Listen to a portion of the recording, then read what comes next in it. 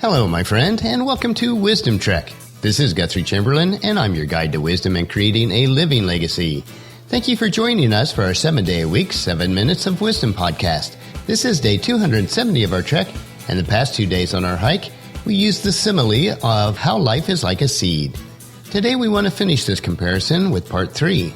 There are many parallels in both the physical and the spiritual perspective. If you miss any of our Wisdom Trek episodes, please go to wisdom-trek.com to listen to them and to read the daily journal. We are recording our podcast from the studios of the Big House in Marietta, Ohio. I am making some progress on varnishing the woodwork in the library. There is a lot of wood to cover in addition to the floor. I could easily spend full time working on the Big House, but at this point in our lives, it is still required that we earn income to work, to live, and to meet our financial obligations. As always, our client workload remains busy, so it does require a lot of focus to complete all this work. But this is how life is, one step in front of the other as we trek on each day. On the past 2 days, we learned about the seeds and the conditions needed for germination. Let's continue on our trail today as we seek out more information about planting the seeds and what is required for growth. This is the final day of our comparison about how life is like a seed. First, we want to look at the work, planting the seeds that grow. Ultimately, the seed's purpose is to reproduce its own kind, but there are various levels of harvest. In front of a large crowd, Jesus told the parable about the farmer scattering the seed. In the story, in Luke chapter 8 and verse 5, he says, "A farmer went out to plant the seed as he scattered it across the fields." We see in this parable that there are different growing environments within this field, yielding various rates of failure and success. Later, Christ explained to his disciples privately the types of soils that were in the field in verses 11 through 15, where Jesus said, "This is the meaning of the parable.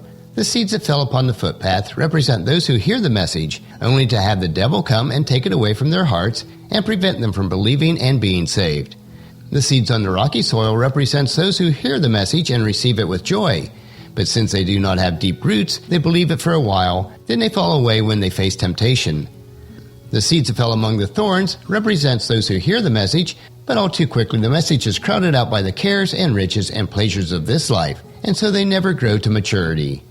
And the seeds that fell upon the good soil represent honest, good-hearted people who hear God's word, cling to it, and patiently produce a huge harvest." We see the purpose of doing God's work is to scatter the seeds on whatever soil is around us. We are not responsible for the size of the harvest. God will take care of that. Throughout the ages of the past, the way the seeds were scattered was through the technology that was available to them at that time. Today we have the capability of scattering God's word to practically the entire world from wherever God has placed us. The internet has become a powerful tool for spreading the seed of God's word, and it's only the beginning. We must not pass up this opportunity, but take advantage of it. We can compare this growth to either a fruit or a nut-bearing tree. At first, the tree is just a sapling, just one little stem. But soon it grows more branches, at first 2 and then 4 on the following year, and even more every year after that. Eventually the tree becomes mature enough to bear fruits or nuts, but only as much as the branches are able to bear. For instance, the oak tree will not usually produce a significant amount of acorns until approximately its 20th year, but every 20 years afterwards, it will more than triple its production of acorns. Yes, God does start things small even in the plant kingdom, setting us an example to learn from. Consider how tiny the church was in the early years of the apostles. But through the years, as technology has improved and the population has increased, we have so many more ways to scatter seeds to reach the entire world. The next area we want to look at is growth by trial. Just as some seeds need to be exposed by fire to germinate, we may endure trials, sometimes even fiery ones, throughout our lives. We can be confident that we will not be destroyed by these trials, that we can endure them, as described in 1 Corinthians chapter 10, verse 13, which tells us, "The temptations in your life are no different from what others experience, and God is faithful. He will not allow the temptation to be more than you can stand. When you are tempted, He will show you a way out so that you can endure." Also in 1 Peter chapter 4, verse 17, we are told, "These trials will show that your faith is genuine. It is being tested as fire tests and purifies gold, though your faith is far more precious than mere gold. So when your faith remains strong through the many trials, it will bring you much praise and glory and honor on the day that Jesus Christ is revealed to the whole world." When a seed is exposed to fire, extreme heat, or a period of freezing temperatures, a chemical change occurs, which triggers the seed to grow. In the same way, trials trigger us to grow.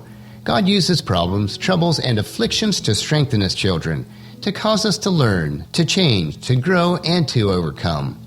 As we stated yesterday, some seeds must be exposed to complete darkness for germination to occur. Likewise, we may go through periods of darkness in our lives, when life seems bleak and all hope is faded. This has occurred to even some of God's greatest servants, including Job, Joseph, and King David.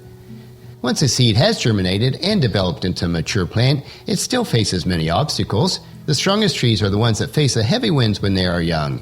Anytime we face adversity, we need to consider it an opportunity for great joy because it will strengthen us, as James tells us in chapter 1, verses 2 through 4. Dear brothers and sisters, when troubles of any kind come your way, consider it an opportunity for great joy.